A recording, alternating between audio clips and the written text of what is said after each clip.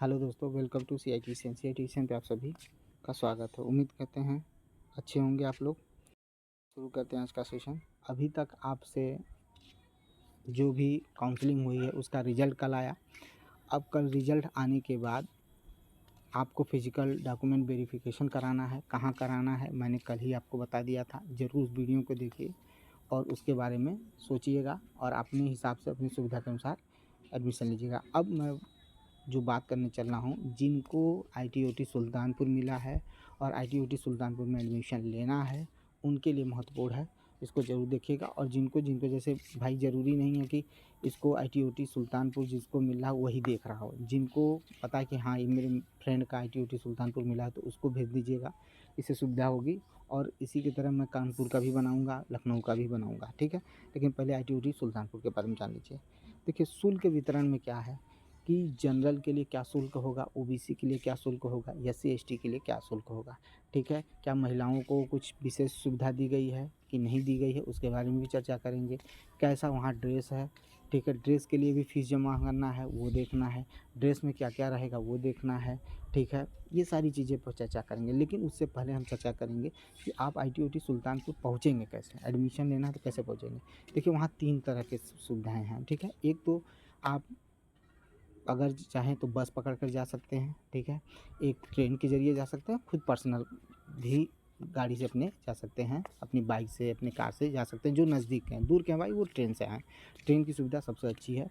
बनारस से अगर चलते हैं तो भी अच्छा है, लखनऊ से चलते हैं तो भी अच्छा है, आप गाज़ीपुर से चलते हैं तो भी अच्छा है, आजमगढ़ से चलते हैं तो भी अच्छा है। सब जगह के लिए ट्रेन अवेलेबल है सुल्तानपुर से, ठीक है। अब सुनिएगा ध्यान से। अगर आप ट्रेन से पहुँच गए हैं, ठीक है, तो आपको कहीं भागने की ज़रूरत नहीं है। स्टेशन से बाहर निकलेंगे आपके लिए वहाँ पर वो रिक्शा लगे रहते हैं, वो लोग 20-20 रुपये आपसे लेंगे, ठीक है। और आपको जाना कहाँ है तो आपको ये नहीं बताना है कि ITOT सुल्तानपुर जाना है। कुछ लोग जानते हैं अभी, कुछ लोग नहीं जानते क्योंकि अभी नया ये कॉलेज खुला हुआ है। गवर्नमेंट का कॉलेज है लेकिन अभी बहुत कम लोग जानते हैं। जानते किसको हैं तो वहीं बगल में ITI कॉलेज है, उसी को लोग जानते हैं। तो आप जब भी जाएँगे तो बोल दीजिएगा ITI पयागीपुर जाना है। कहाँ जाना है? ITI पयागीपुर जाना है। और ITI पयागीपुर पहुँचेंगे उससे पहले ही ITOT सुल्तानपुर है। जस्ट दोनों की बाउंड्री जो है एक है, समझ जाइएगा कि एक बाउंड्री से सटे हुए हैं। ITOT पयागीपुर, ITOT सुल्तानपुर और ITI सुल्तानपुर पयागीपुर एक ही सटा हुआ है। आप वहाँ पहुँचकर उतर जाइएगा। कोई मतलब स्टेशन से आपको सिर्फ 20 रुपये मात्र भाड़ा देना, उससे ज़्यादा आपका भाड़ा नहीं लगेगा।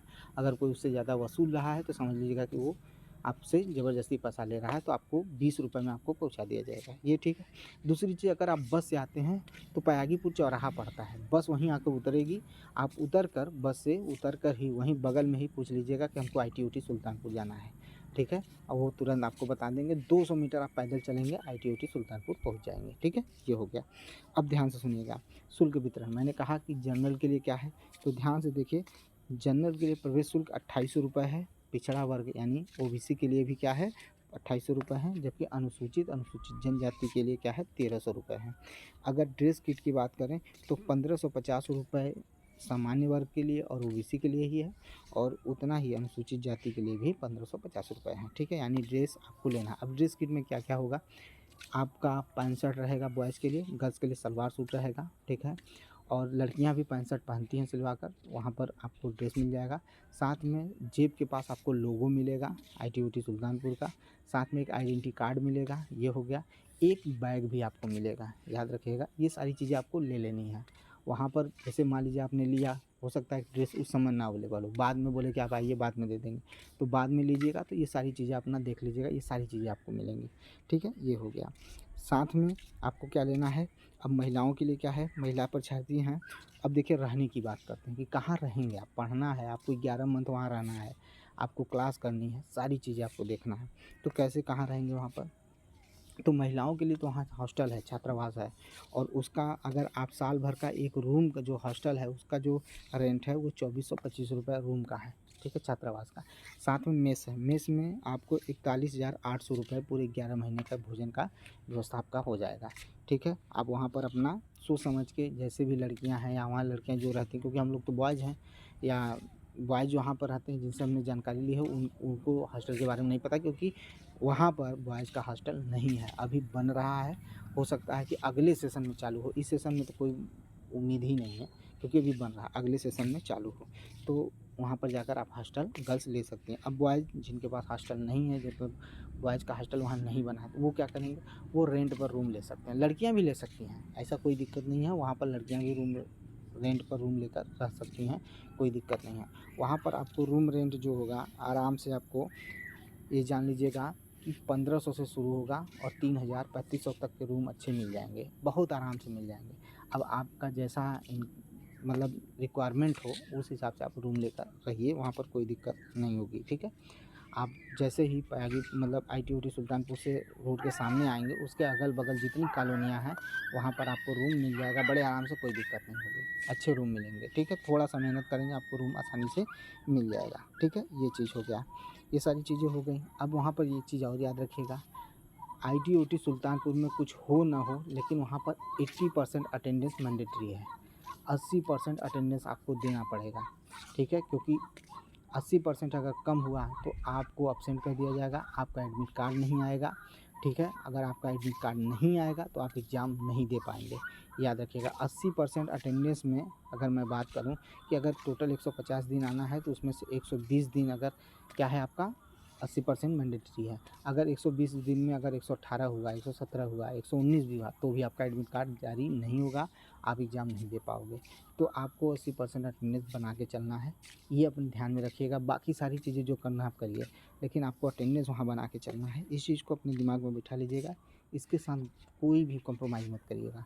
ये चीज़ें हो गई। बाकी अगर आपको कोई भी असुविधा होती है, कोई प्रॉब्लम होती है ITOT सुल्तानपुर के बारे में जानकारी लेनी है तो मेरे कमेंट बॉक्स में ज़रूर कमेंट करिएगा, मैं आपको पूरी हेल्प करूँगा। अब आइए वहाँ पर क्या क्या लेके जाना है, क्या क्या चीज़ें करनी है जिससे कि आपको वहाँ पर एडमिशन के समय डॉक्यूमेंट चाहिए। कल की तरह वही सारी चीज़ें हैं, जैसे हाई स्कूल का आपको प्रमाण पत्र, मार्कशीट लेके जाना है। ITI या डिप्लोमा या बीटेक का सर्टिफिकेट, मार्कशीट, सारे सेमेस्टर का, बीटेक वालों का सेमेस्टर चलता है, डिप्लोमा वालों का भी सेमेस्टर चलता है, सारे सेमेस्टर के रिजल्ट ले जाइएगा, फाइनल रिजल्ट भी जाएगा लेके जाइएगा, मार्कशीट लेके जाइएगा।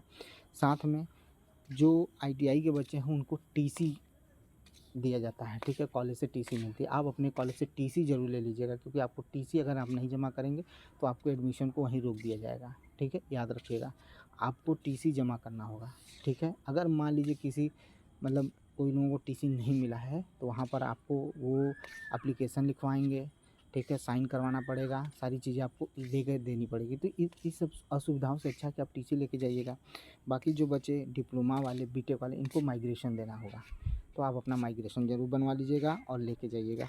अब केंद्र सरकार के पदों के मान्य जाति प्रमाण पत्र, अब जैसे केंद्र सरकार के जरिए यानी सेंट्रल गवर्नमेंट का कास्ट सर्टिफिकेट बनता है, तो OBC जनरल का तो बनता है, ठीक है, जनरल को तो ज़रूरत ही नहीं, OBC का बनता है। लेकिन SC ST जो बच्चे हों वो ध्यान से अपने बात को ध्यान से समझें, उनके लिए जो स्टेट गवर्नमेंट का कास्ट सर्टिफिकेट है वही जो है सेंट्रल गवर्नमेंट के कास्ट सर्टिफिकेट के बराबर है। यानी आपका स्टेट गवर्नमेंट का अगर आप सर्टिफिकेट लिए हैं कास्ट सर्टिफिकेट, तो आपको कोई भी सर्टिफिकेट की ज़रूरत नहीं है। फिर से सुनिएगा, स्टेट गवर्नमेंट का कास्ट सर्टिफिकेट ही आपके सेंट्रल गवर्नमेंट के काम करेगा, आपको कोई अन्य सर्टिफिकेट बनवाने की ज़रूरत नहीं है।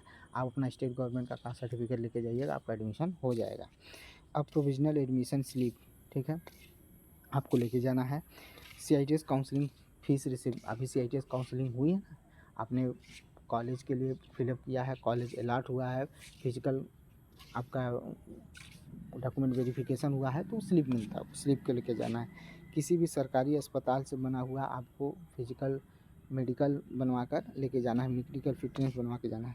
EWS वित्तीय प्रमाण पत्र, जैसे 2025-26 का आपको EWS बनवा के जाना है, अगर आपने फॉर्म जो है EWS के तहत भरा है तो, ठीक है। दिव्यांग प्रमाण पत्र चाहिए, उसके बाद एक्स सर्विसमैन सर्टिफिकेट भी चाहिए, अगर जिनका है तो उनको चाहिए।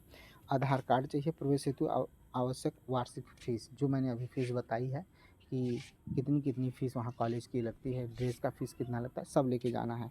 और पासपोर्ट साइज़ कम से कम यहाँ 2 फ़ोटो मैंने लिखा है, आप 4-6 फ़ोटो ज़रूर लेके जाइएगा। ये सारी चीज़ें लेके जाइए और एडमिशन लीजिएगा। जिनको Iटीओटी सुल्तानपुर मिला है, बेस्ट ऑफ लक। और कोई भी प्रॉब्लम हो गई, मैं फिर से कहता हूँ कि आप मुझसे ज़रूर मिलिएगा, मुझे कमेंट करिएगा, मैं आपको उसका सॉल्यूशन ज़रूर दूँगा। ठीक है, मिलते हैं नेक्स्ट वीडियो में। थैंक यू, धन्यवाद।